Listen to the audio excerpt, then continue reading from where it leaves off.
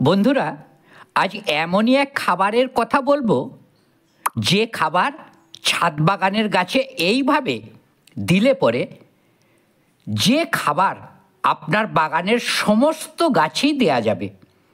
চারা গাছ বৃদ্ধির জন্য, গাছে ফুল ফোটানোর জন্য এবং গাছে ফুল থেকে ফলে পরিণত হবে দেখার মতো। না কুঁড়ি ঝরবে, না গাছের পাতা হলুদ হয়ে ঝরে যাবে। একদম জৈব তরল খাবার। এই খাবারটি গাছে দিলে যে কোনো ঝিমিয়ে থাকা গাছও উজ্জ্বলতায় ফিরে আসবে খুব দ্রুত। কোথাও যেতে হবে না আপনাকে, কিনতে হবে না বাজার থেকে নানান কোম্পানির নানান ভিটামিন বা রাসায়নিক সার। এই তরল খাবারই এর পুষ্টির পার্সেন্টেজ সব থেকে বেশি এবং নিরাপদ আপনার বাগানের জন্য। দরকার পড়ে না আলাদা করে রুট ট্রিটমেন্ট, টবের মাটিতে হবে না ছত্রাক এবং নিমাটোডের মতো গাছের ভয়ঙ্কর মৃত্যু রোগ।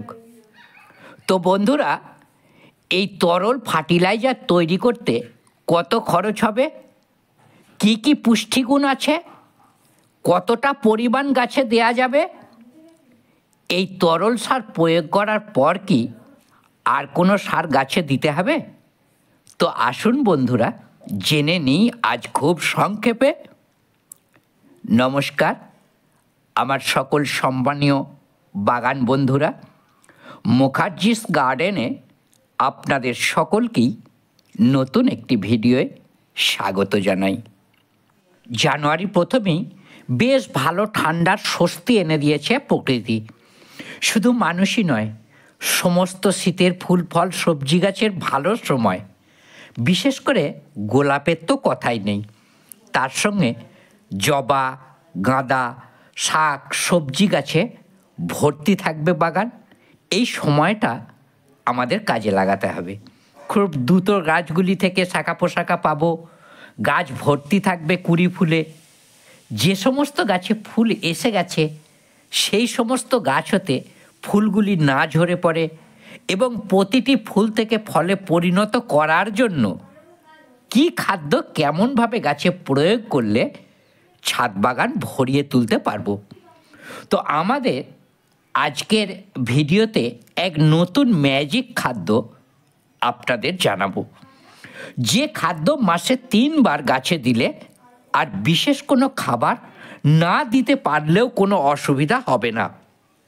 দেখুন বন্ধুরা, এই শীতে আমাদের বাগানের গাছের পরিস্থিতি 3 প্রকার। এক, প্রচণ্ড ঠান্ডায় বেশ কিছু গাছ ডরমেন্সিতে চলে যাবে, এই গাছে খাবার প্রয়োগ আমরা করব না। দ্বিতীয়, যে গাছগুলিতে ফুল আসার মুহূর্তে আছে, যেমন লেবু গাছ, সেই গাছে দেব না। তৃতীয় হচ্ছে, বাকি সমস্ত গাছে এই খাবার প্রয়োগ করে যেতে পারলে আশাতীত ফল পাবো আমরা অনেক সময় ভাবি যে কেন আমাদের গাছগুলি ভালো তৈরি হচ্ছে না, কেন আশাতীত গাছগুলির নতুন শাখা ছাড়ছে না, ফুল পাচ্ছি না, ফল ঝরে যাচ্ছে। তাহলে কি বাইরের খাবার দিতেই হবে? আমি বলি কি, একদমই না। বাড়ির গাছ বাড়িতে থাকা খাবার তৈরি করে দিন, রেজাল্ট সমস্ত দিক দিয়ে ভালো হবে। ঠকে যাওয়ার মতো কোনো ঘটনা ঘটবে না। মেনলি আমাদের গাছগুলির বৃদ্ধির জন্য এবং সেই গাছ ফুল ফোটানোর জন্য যে যে পুষ্টিগুলির প্রয়োজন হয়ে থাকে গাছেদের শরীরবৃত্ত ক্রিয়ার জন্য, তা এই খাবারের মধ্যে পার্সেন্টেজ প্রয়োজনীয় থাকবে। তো আসুন দেখে নিই কেমনভাবে তৈরি করে নিতে পারি আমাদের বাগানের গাছের জন্য। আমি এখানে মাত্র 3টি জিনিস ব্যবহার করব। এই যে এটা দেখছেন, এটা হলো কাঁচা চিনে বাদাম। সকলের বাড়িতে থাকে। 50 গ্রাম বাদাম ভিজিয়ে রেখেছিলাম 24 ঘন্টা পরিষ্কার জলে। তারপর এটি আমি মিক্সিতে বেটে নিয়েছি খুব মিহি করে। আমরা যে খোল পচানো তরল সার গাছে দিয়ে থাকি তার থেকে এটি 100% বেশি পুষ্টি পাব, তবে সঠিকভাবে তৈরি করে গাছে প্রয়োগ। আর দ্বিতীয়টিও আমাদের সকলেরই চেনা, সবথেকে বেশি প্রোটিন আছে এর মধ্যে, যা এই ঠান্ডায় বাড়ান্ত গাছের খুবই প্রয়োজন। এটা দিলে গাছের বৃদ্ধি, ফুল ফল বড় করার জন্য আলাদাভাবে আপনার কাছে কোনো পিজিআর না থাকলেও হবে। মুসুর ডাল 50 গ্রাম একইভাবে জলে ভিজিয়ে রেখে বেটে নিয়েছি। তৃতীয়, এই যে তরলটি দেখতে পাচ্ছেন, এটা হলো চা পাতার লিকার। 100 গ্রাম চা সেদ্ধ পাতা, এটিও ভিজিয়ে একইভাবে 24 ঘন্টা আমি রেখে দিয়েছিলাম। এবার এই 3টি তরলকে আমরা একসঙ্গে মিশিয়ে নেব একটি বড় পাত্রে এবং পরিষ্কার আরও কিছু জল ব্যবহার করে।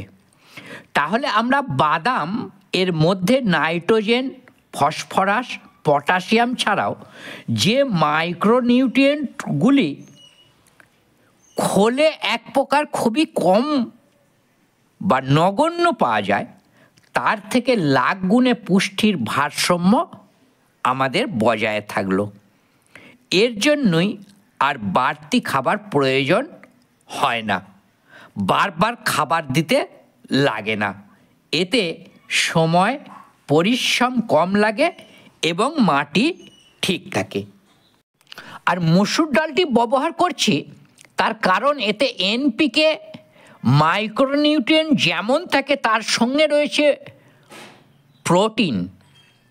গাছ বেড়ে ওঠা, ঠিক সময়ে ফুল ফল আনা, গাছের পাতা সবুজ রাখা এবং ফুল ফলের গাছের পাতার কালারকে ঠিক রাখতে সাহায্য করে ভীষণভাবে।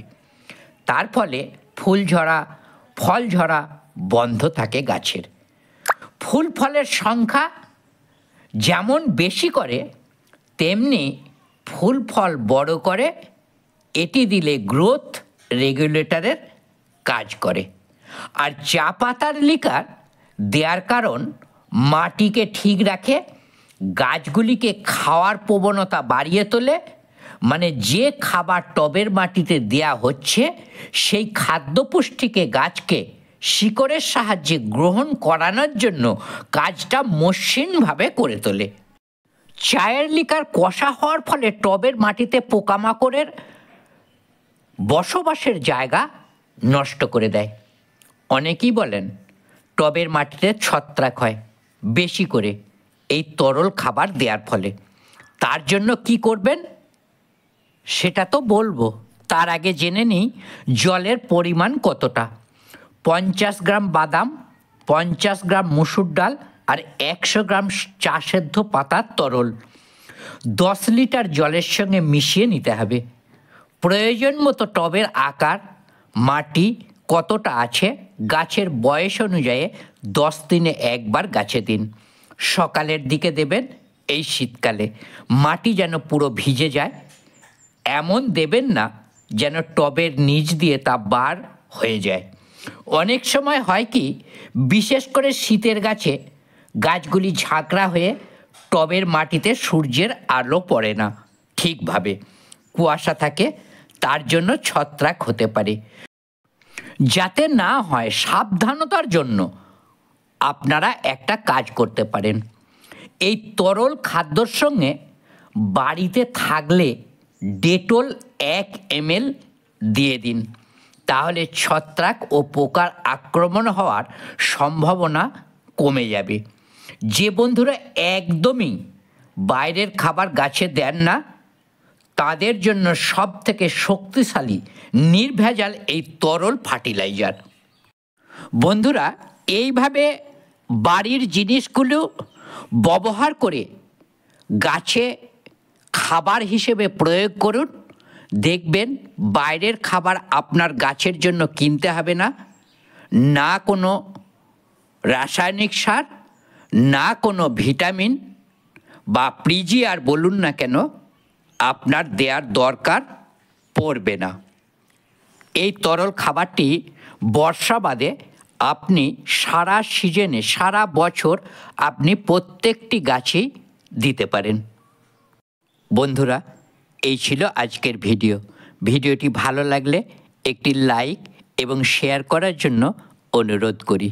আর যে বন্ধুরা আজকে নতুন এসেছেন আমার চ্যানেলটি সাবস্ক্রাইব করে অল নোটিফিকেশন বেলটি অন করে নেবার অনুরোধ রাখি। ভালো থাকুন সকলে, নমস্কার।